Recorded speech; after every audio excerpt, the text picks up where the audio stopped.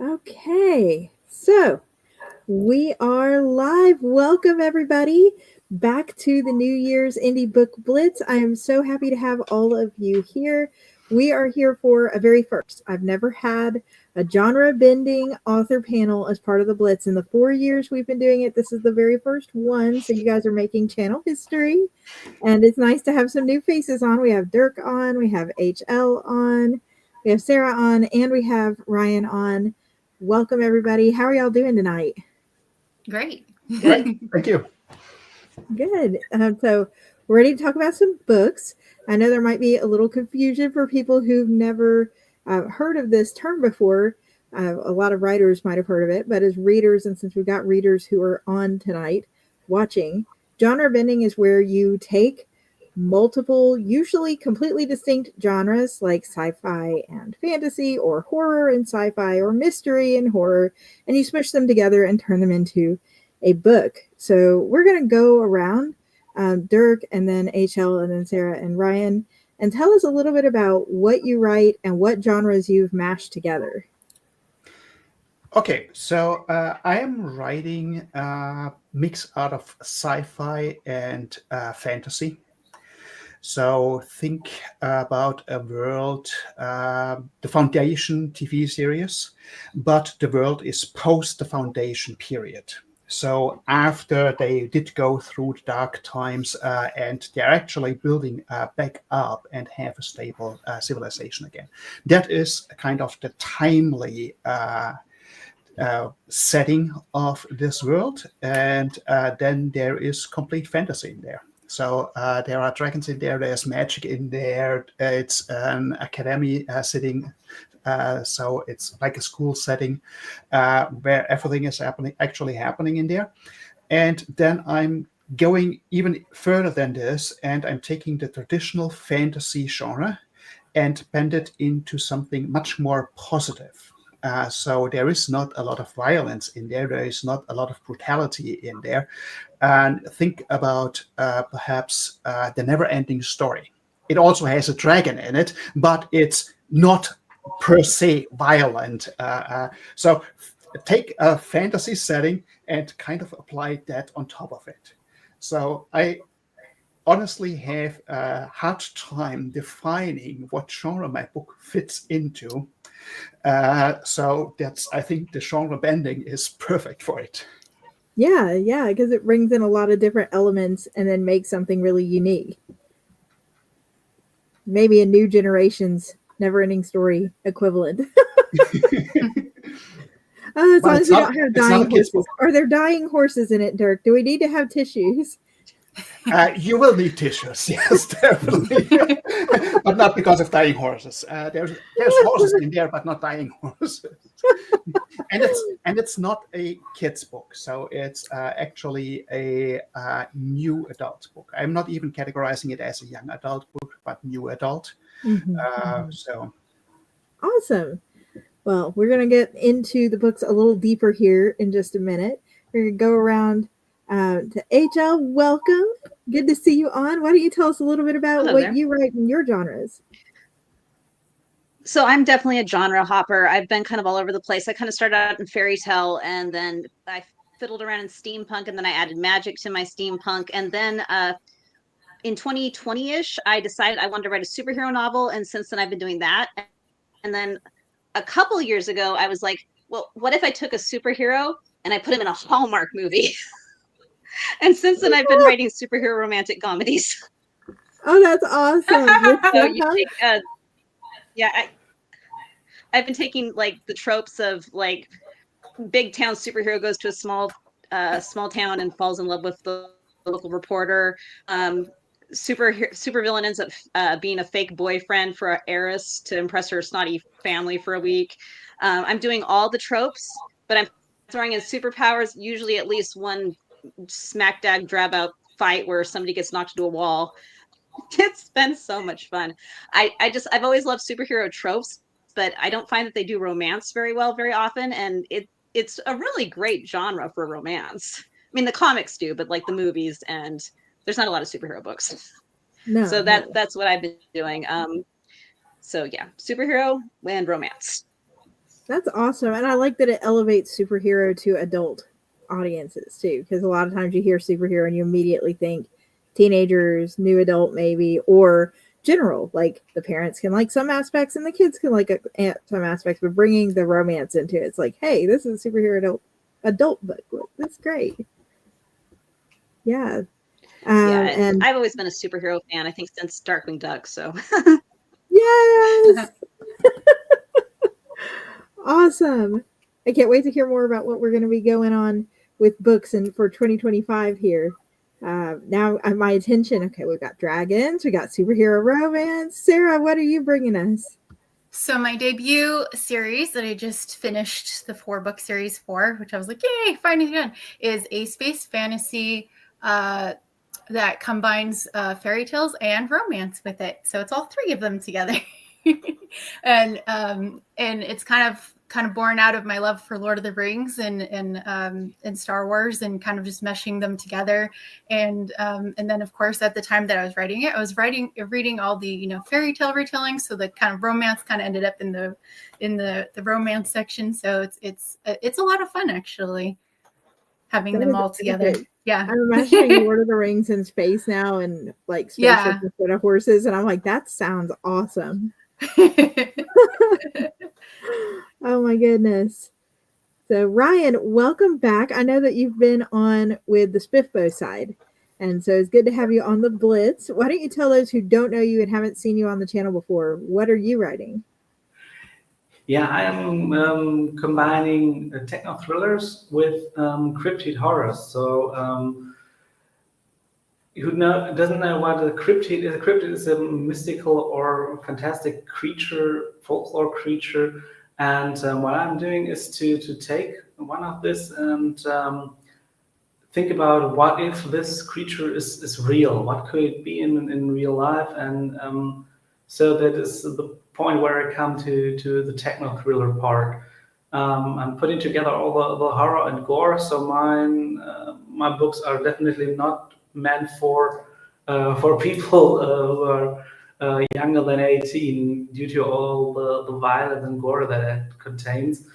But at the same time, it contains a lot of especially scientific, accurate data. Or I always, as a European, I always try to write it from a special European point of view, mixing together task force or experts groups with different experts and scientists from all over Europe. My current novel, for example, Aching Deep, you can see in here, a little bit merch. It's located in Slovenia, and we have a Slovenian special agent for national security, together with a parasitologist from France, and we have later on you will get to an expert for Roman folklore from Hungary, and there are several more characters throughout Europe who will meet in Slovenia and other parts of Europe to find out why a strange kind of parasite that has something to do with local folklore is killing people or is forcing them to commit suicides in very gruesome ways. Wow. So we've got all levels here. We got comfy comedy, and then we've got dark, like dark horror elements in here, which is great because representation for everybody. So if you're reading, see, I'm jumping ahead. You've already got the books, you guys. If you're watching and there's any of these authors whose books really appeal to you, go down to the description box and you can grab their information and check out their books. I say that as someone who does the Blitz just for fun for our community, so I'm not getting any affiliate kickback at all. Just enjoying chatting with you guys about books. So you mentioned some of your characters, Ryan. Sarah, why don't you tell us a little bit about what kind of characters we meet in your books? So my main character, Zendara, is the princess of a galactic, kind of utopian, kind of elven type of world of Zardanora. And they all have elemental powers, but she finds out after her father died that he kept a very, very secret, super secret from her, where she then is finding out that there's a whole world of progenitors out there, and she is one of them.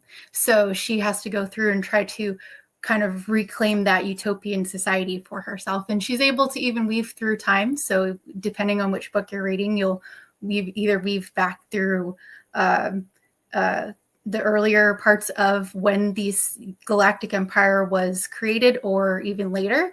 And their original purpose was to keep the universe happy and healthy. And they're supposed to be helping all these other planets, but there's a dark force that kind of prevents them from doing so. Interesting. Love the darkness. Okay, it's creeping in other places. How about you, HL? Who are we following into your series? So my series is actually 4 interconnected series of currently over 20 books. So there's kind of, I don't have a main character. I have a cast of an expanded universe. The romance series, especially, they each follow a new couple. So there's like Glint, who's like the Superman superhero, who's like the golden boy who, he's a little bit showy, but he really has a good heart and just wants to help people. And then I've got my supervillains, and usually my supervillains have a tragic backstory, which makes them sad supervillains, and then they fall in love. I just finished one called Rescuing a Supervillain, which is about Sam. And Sam is a strongman superhero. He's like this 6'7" big gentle giant who has PTSD because he failed on a superhero mission and it cost somebody their life, and he can't get over it. And he can't be on the job because he keeps having panic attacks. So he decides to volunteer at a cat rescue. And he starts to befriend his new prickly coworker, unaware that she's a cat shifter supervillain who is hiding out as one of the rescue cats. So he's befriending her cat form. So I like to write things like that. So so she's a prickly supervillain who's always kind of been homeless and just is on constant survival mode. And he's this big, kind giant who just wants to help people and it's just breaking down her walls. So it's that kind of thing where they're like characters who have a little bit of hurt that they have to heal through, and then they're opening up. But I like characters who you can like but still have a little bit of realness to them, and a little bit of pain that they have to work through. So that's kind of my thing. Yeah, love morally gray villain characters too. Like villains, but we want them to not be villains, but they're still villains. All right, Dirk. Yeah. Tell us a little bit about the main characters in your story. You mentioned the dragon. Is the dragon actually one of the characters that we are in the head of? So with the dragons, I'm again taking a little bit an unconventional approach. Typically, when you have a fantasy book with dragons in it, they either existed long ago and are there is still some knowledge around there, and it's getting rediscovered, or they are coming out of hiding, or you have them already very well established, so that when the story is actually starting, dragons are simply a thing. So I was wondering, okay, what happens in a world where they are actually discovering that there are dragons? How do you go about that? How do you start this whole thing up that there are dragons, and how do you coexist with them? So what happens when you discover dragons? So that is what I'm exploring in my series. And as such, in the first book, it's relatively in the final stages of the book where dragons are actually being discovered. Prior to that, we are getting to know quite a bit of the world and also the main characters and how the whole world actually works. So with it being so far out into the future, how does society actually look then? So that is what is being explored a lot in the book. Having said that, to keep the length of the book somewhat under control, I needed to forego quite a bit of the world building. So I'm kind of owing world building, and that's coming in the book 2 and 3 of the series. It's probably going to be a 5 or 6 book series. And so it's going to be coming in the second and the third book, that there is quite a bit of world building and a lot of the details of the world and how the society in more detail actually works, and how that looks. As for the world that I have in the first book, we are covering from an area, perhaps 2%, 3% of the world. So it's just scratching kind of the surface. The main characters that we are following. So I'm writing. I think it's 12 point of views that I'm writing in the first book. In. I bet your sticky wall is epic. Sorry? I bet your sticky note wall with who everybody is and what they're doing is epic. It's a Word document and it's more a wiki. I think it's by now it's about 90-page document just with the notes to keep everything together. So when the series is done, are you going to release the document as like the encyclopedia of the world? Because that would be amazing. What I'm actually doing, and I actually have already the website, the URL already reserved, and I want to get it kind of as a. So the world is called Boreas, and I call it the Boreaspedia, where all the information is. And I actually want to build up a fandom, a Wikipedia kind of thing to actually be able to do all that. So that is one of the future projects. That's awesome. So I want to go multi-channel. So many channels here with this material. I collected all those materials over probably about 2 decades to create actually a video game. Oh, wow. So I've got tons and tons of materials. Like I said, I'm just scratching the surface with the materials that I have for this world. There's actually right on the wall is actually a hand-drawn map, and it's literally everything is written densely full with pencil on this world, on this map, and it's about a 4 by 6 foot map. Wow.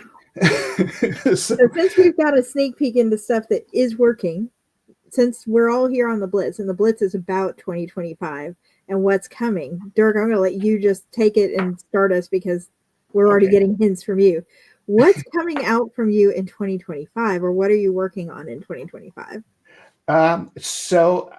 Perhaps I need to take a step back here first. When I wrote my first book, I wrote actually the first draft of that book. It was 134,000 words. I wrote that in 7 weeks. And end of 2023. I started beginning of November, and I was done December 19th with the first draft. And then I did several rounds of edits, did all the art, and had it published February 1st. So it was 3 months from start writing the book until it was published. In the then published version, it was 154,000 words, I want to say, 530 pages.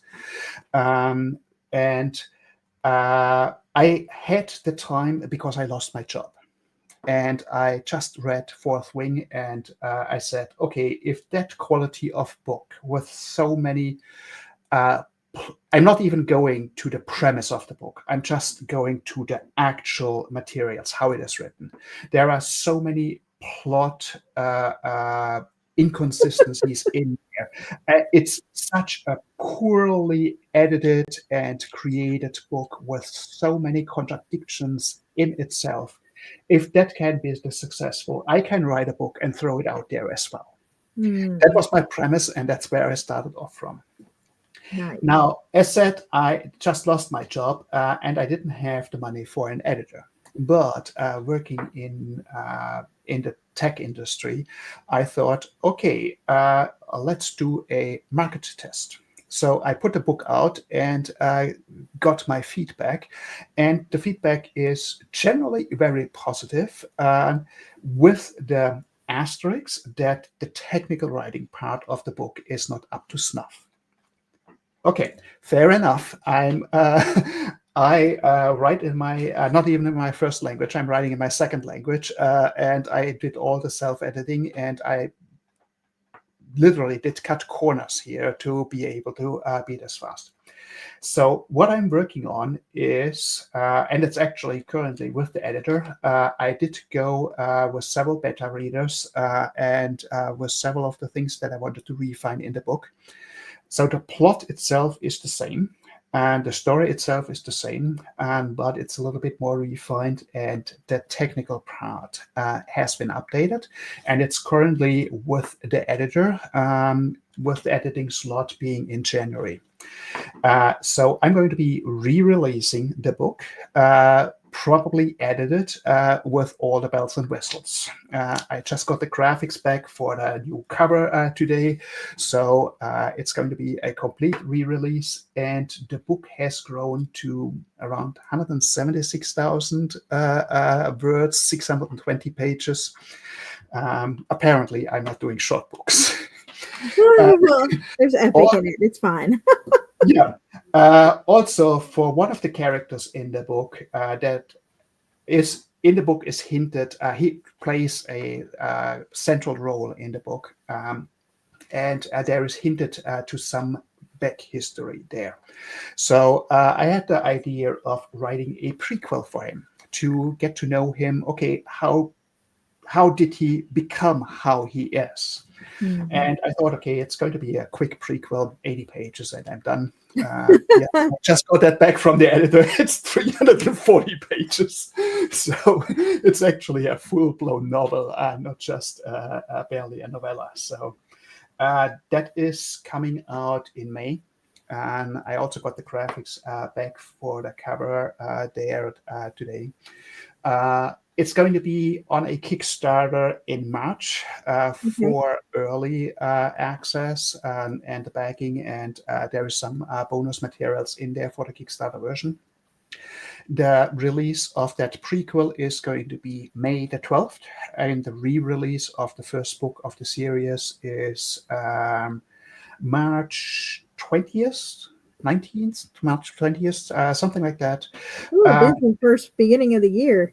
And then I'm already started on the second book of the series, and I want to release that September 19th. September 19th is an important day in the book, and my plan is to release one book every September 19th going forward. So that is my plan. The second book is going to be released September 19th this year. And then if I get around to it, I also have an idea for a thriller that is completely not related to this at all. Mm-hmm. So yeah, that is what I'm dabbling with. That's awesome. Thank you for sharing. Best of luck on the relaunch. I mean, it's hard. I think many of us, myself included, get excited to put our book out the first time. And like with me, I was like, I'm a professional editor by trade. I had been doing this a long time. I don't need another editor. When I threw my very first book up, that is no longer available anywhere. And no, even an editor, we can't edit our own work professionally. So I do have human editors. I do have software that helps me find my errors so then I can fix them. It doesn't rewrite or actually generate any content for me, but it's like, hey, you got errors here. And then I got to go fix them all. And then I send them to the human editor.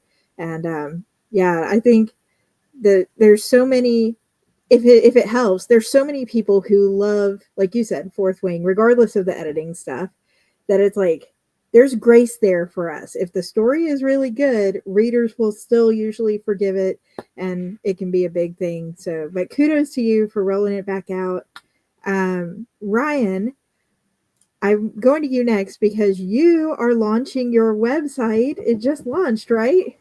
Yeah, it's just lunch. Correct. Congratulations. So what else is going to be new for you going into the new year?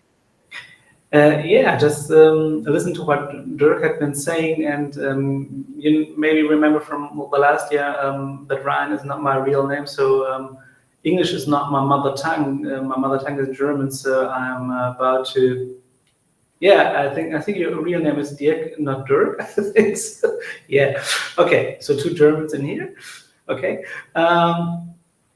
Yeah, and I'm going to translate my second book as I did with my first one and release it in German too in 2025. And I'm still working on transferring my paperback version into an ebook version, which is more complicated than I first thought due to the format things. And so and I have some pictures at the beginning of the book, some maps and some characters, and so.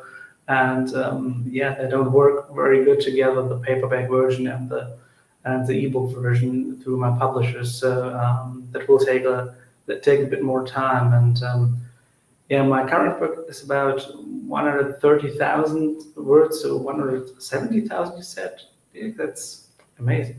I wrote 1.5 a year on this one. Okay, but I think I have a lot of scientific stuff to do research for this one, like parasitology or forensic pathology and something like that, and history especially of Ljubljana and of Slovenia. So I had to be in contact with a lot of experts throughout the world. That took me a lot of time to get into the writing process itself. And I always had to stop it and to reassure with some experts, hey, is this really working or is it completely nonsense what I'm writing here? And there were a lot of nonsense in my head that wouldn't be working in real life. So I had to relearn something, especially about the parasite that is taking a main part in the book.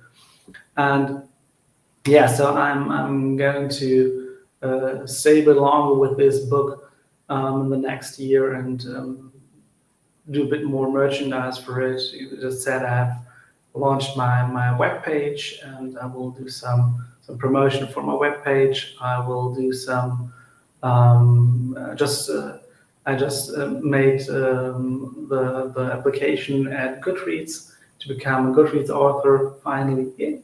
And I will try a bit playing a bit with Goodreads in 2025. All the tools that are there for us authors, and yeah, I am going to do some public readings in 2025. Especially, I want to do some virtual readings because a lot of my readers are not located here in Germany, since many Germans don't want to read English books written by German weirdo guys. So I'm going to do some readings with book clubs in Austria, and I have one in Poland who is I'm in contact to. Yeah, I've done a reading in the Netherlands last year, and that is something I have planned for doing in 2025. Well, kudos to you, because it is major, like translating your book into another language, even if you speak it, is super hard to do. I'm also bilingual, and I've started looking at it, and then I'm like, oh, and then back off a little bit. But it is more than just the actual word translation. Like you said, it's finding the whole new market, finding readers who speak in that language and putting up where their books are. So there's a lot of labor of love there for you. So I guess we won't get a new Spiffbo self-published fantasy blog off book from you this coming year, probably. Not really a new book. It's the same book, just in another language. But it's just that I realized when I translated my first book, Eis und Prey, into the German Eis und Beute version, it is like writing a completely new book, since two different languages work in a completely different way, and you have to express something different. But that is the point why I think think it's the same to you. That is a point what makes it so interesting to write in another language which is not your mother tongue, because you have to think in a completely different way to express yourself as an author, and that is quite interesting. And I have a lot of fun on it, I must confess. I have a lot of admiration for both of you for what you've done writing it and putting it out, because speaking another language too is totally different than writing a prose version. So best of luck on the translations. Hopefully you can come back next New Year's Blitz and let us know how it went. Sarah, what is new for 2025 with you? Because you've already got so much going on in your bookish stuff already. I'm actually worked together with another author friend, Vanessa Thorogood, and we are putting together a sci-fi fantasy charity anthology that's going to benefit the World Wildlife Fund. And it's got sci-fi and fantasy authors in there. And it's really cool because we have one that's like a dystopian, and then we have another one that's like a mythical creature fantasy, and they're all tied together with flames. So there's elemental fire throughout all of the stories. So it's been really cool kind of working with the other 6 authors on that. And my contribution is a post-apocalyptic fantasy where a group of teens have to go to the surface for the first time after a horrible accident that happens on the planet and get to safety in at least their goal is to get to the cave, but of course there's a bunch of obstacles in their way. And that actually ties in both of my series together, the Progenitor Chronicles and my next series, the Forbidden Chronicles, which will take place kind of like a few hundred years after this tiny little story. So I just finished, or I'm almost finished developmental editing the first story in the Forbidden Chronicles, which is on track to come out in September. So we'll see how that goes. And starting January 1st, I'll be doing the second book. So yay. A lot of writing, a lot of editing, and then organizing a box set is huge. So much time that goes into that. Oh, definitely. Yes. Yeah. And now I'm curious because I was like, oh, that sounds really interesting. I'm going to have to go look for this anthology. Yeah, it's coming out on March 4th.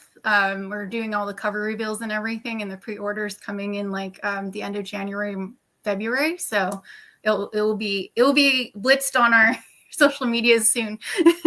So follow Sarah for all the news. Yeah. And best of luck with it. I hope you guys raise a lot for your charity. Yeah. We've been working on it. Like me and Vanessa talked about it a couple of years ago, and then we kind of finally started going, hey, does anyone else want to join? And they brought all these great stories, and I had it was so great just like reading through them and just being like, wow, these are really great. And just the variety of just the different like sci-fi and fantasy genres just coming together in one book was just like fantastic. It's like my little kid dream come true. Like my favorite genre is all mixed together. Yeah. So because it's for World Wildlife, are there pets in the anthology? Let me think. Well, there are dragons, so there are some dragons. My short story doesn't have a pet in it, but the regular the main series is going to have a dog that likes to chase fireballs. So, yeah. Nice. So, HL, we got a comment for you about the Redeemed Villain series, which is like one of my favorites too. One of my favorite tropes, actually. SD dragons are always best. Like, I have actually gone to Amazon and Googled fantasy books for adults where the villain gets the girl. And the results, so often, the villain doesn't get the girl. And I'm like, but that's what I wanted. So I guess you've written some along those lines from what I take from that comment too. Yeah.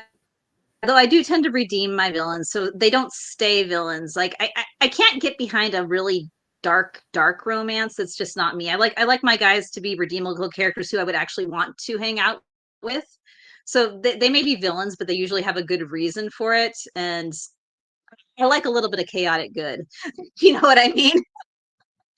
So he's the guy who will do the bad Yeah, thing, yeah. but it's usually for a good purpose. Yeah, that's kind of my cut type. So yeah, So a what's lot of coming times for they you? will have a the thing about superheroes is they tend to breed spin-offs. So I've got like 6 characters at all times, like the sidekicks and the other and this henchman or this like they all want their story. So I've got a lineup. I do know the next one coming out because I've already written it is going to be courting a superhero, which is a return of 2 previous characters. In the previous book, he was a supervillain, she was a superhero, and they had to team up and work together because a Make-A-Wish kid requested to meet him as his wish, and so the heroine had to get the supervillain to come meet the sick kid. And through that process, they started working together, and now they're dating. And they go back to Christmas to her small town home in West Virginia, where her overprotective dad and large family are.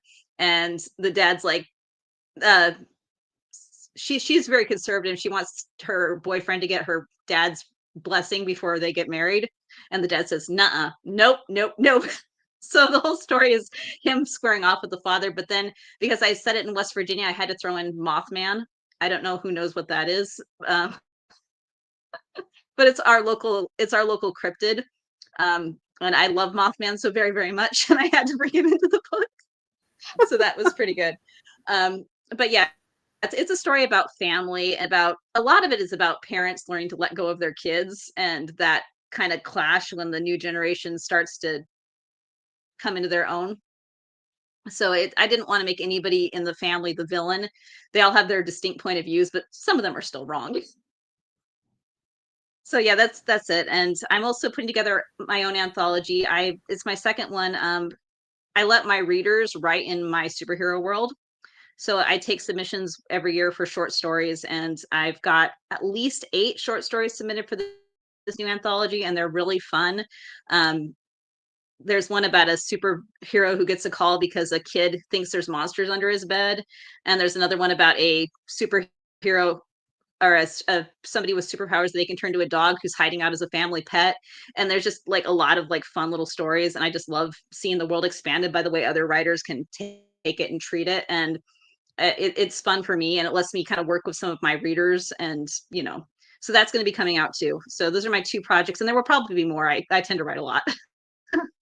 I love that idea. It's like, yes, please bring me your fan fiction. One of the pieces of advice I got starting this journey was never read your fan fiction. If you ever find it, just keep on scrolling. It's not for you. And I love that you're like, bring it to me. I embrace the fan fiction. Yeah, I mean, I do awesome. have like it has to stay consistent with my world, and it has to stay PG because I know my audience. But so that does help it because I am paying for these stories. I do a 30. It's a small token fee of $30 for royalties, plus they get a copy of the book. So I'm not asking for free writing for them, but it is kind of it's kind of more for fun. Yeah. Well, best of luck. We got a couple anthologies represented today. SD's on. Hey, SD. SD and the author writing conference people are getting ready to gear up for that, which is something in the summer every year. So I'm just going to plug it here because it's huge for the indie community. If you're on YouTube anyway, go find the AuthorTube writing conference and watch it and help these people get words out about how to write and self-publish. But thank you for the recommendation. King of Flesh and Bone, a dark fantasy romance by Liv Zander. So now I've got that permanently on the screen so I can come back to the replay and be like, what was the book? But thank you all so much for being here, for chatting with us about your books, about what's coming for 2025. I hope you have a great year and really, really wish you all the absolute best. And yeah, SD, if you're on and you have the link, you're always welcome to drop it on my videos. Okay. We want to get other writers. We know that a lot of people watch the Blitz because you're writers or are writing because you want to publish. And you're like, how did they get there? How are they doing this? So I'm going to close us out with one question, and we're going to do it like speed buzz round. I'm going to let you start at HL. If you have a book that is a genre bender and you know that it is not just going to fit in fantasy, it isn't just going to fit in horror, it isn't just going to fit in mystery, what advice would you have to someone writing that who's looking to self-publish it? I would just do it anyway. Like it depends on your goals, really. Are you trying to make a living out of this? Are you trying to just get your words out? Or are you just trying to make yourself happy expressing art? Like there is something to be said for writing to market if you really, really, really want to make a day job. But if you are not looking for that, like I don't need this to be my day job. My husband has an income. I have a day job. I just like writing because I like writing what I like to write. And if that's your reasoning, if you're passionate about it, just go for it. You can find people who want what you want to write. It's not as easy as it is if you have a clear marketing path that you would for, say, if you're writing just regular romance or regular mystery where you've got that road that's kind of paved for you. But there is something to be said for just going out there and plugging your own path through the woods. It's fun and it's rewarding, and it gets you the chance to write what you want as opposed to what everybody else does. And the second thing I would say is, like, it always helps if you have descriptors. Like I have Marvel meets Hallmark movies as mine, and people immediately click with those two things and know what I mean. So if you can do that, like Tim Burton meets steampunk or something like that, or Tim Burton meets The Greatest Showman. That's another one I did. So, if you can find two things that people recognize and then put them together, that can get a lot of the communication done for you. That will tell people what you're writing and take care of a lot of your legwork. Mm-hmm. Yeah. How about you, Dirk? Just a couple sentences. What is your advice if someone was going to do this for the first time? Like HL said, first of all, just do it. Believe in yourself and go for it. There's nothing wrong with going for it, doing it and failing. And it's much better than not going for it and asking all your life what would have been. So because of that, go for it, do it. That is number one. And number two, especially if you have something unconventional or genre bending that doesn't fit into a neat little box of a genre. Don't beat yourself up trying to get an agent, trying to go the traditional publishing route. First of all, and that is what I also needed to learn. So this is my experience. First of all, it takes an eternity. So if you would be starting querying right now for an agent, you're probably looking at a publishing date 2027, 2028. So it takes years. Then you are no longer or you would not be any longer in control of how the marketing looks, how the cover looks, how your characters are named, a lot of the plot in the book. And so that is getting dictated to you. So if you want to do your own thing, go for it. Trust in yourself, go the self-publishing route, and reach out to the community. It's amazing, the indie author community out there on any social platform. Go for it, make contacts. Most of the indie authors that are out there are very introverted folks, but it's a terrific tribe. They will welcome you with open arms. It's a warm community, and you're going to be taken care of. Trust in that. Absolutely. I love that. Yeah, I think introvert here. I love doing these panels because of the community. Oh, Sarah, do you have anything you'd like to add? Some advice you'd give?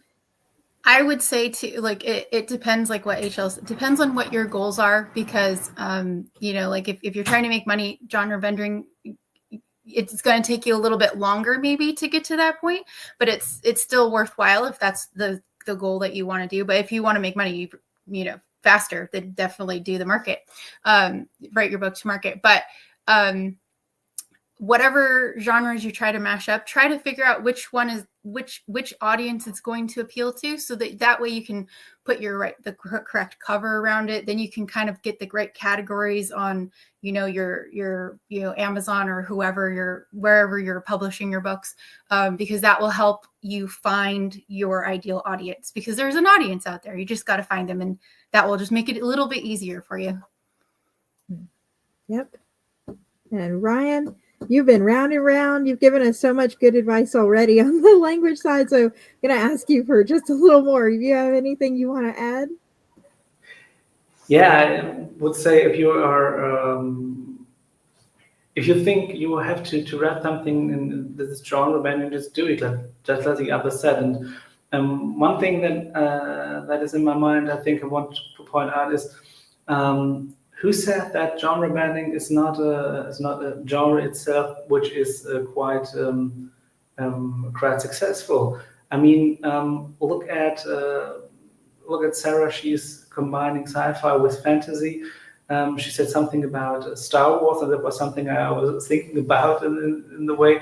Who would say that Star Wars isn't successful, or a book that inspired me a lot and inspired me a lot to go publishing my own books was Michael Crichton's Jurassic Park, and who would, it's combining a techno thriller, since Crichton is a classic techno thriller writer, and a lot of horror elements, and who would say that Jurassic Park is a completely not successful book. It's the difference is completely right. So I think the world is quite open, as Dirk mentioned, for genre banding. And when you are writing a book, I think you cannot just do it for the money. If you're doing it for the money, it won't fail, because you will have to reread it 1,000 times before you publish it. I think every author knew it itself, especially a linear author. And so if you like your book, then why shouldn't there be any other weirdo guys in this great huge world who love it too? Especially within the indie universe, because like all the others said, the indie universe is so open-minded and so welcoming. If I feel so gifted to be part of it, so just do it. I think our world with all the social media and all the abilities and opportunities to self-publish today is so welcoming for genre banding indie authors, in my opinion. Yeah. Thank you all so much for sharing and being so welcoming and sharing about your books and your progress and your struggles. We really do wish you all the best for 2025. And I'll say it for people who join later. The links for everybody that you see on the screen are down in the description box. So you can go give them a follow, see what they're doing, support them in what they're doing in 2025. And if you'd like to meet more authors, please like the video and also subscribe to the channel. I know that everybody on YouTube asks you to do that, but this is my act of love for the community every year. And subscribing will help you get notifications when we do the rest of the Blitz panels. So we will be back tomorrow to do middle grade fiction and YA fiction, as well as a brand new horror panel, which I have never hosted. A lot of firsts this Blitz. So come back and check those out with us tomorrow. Thank you all so much. Take care, everybody. Bye.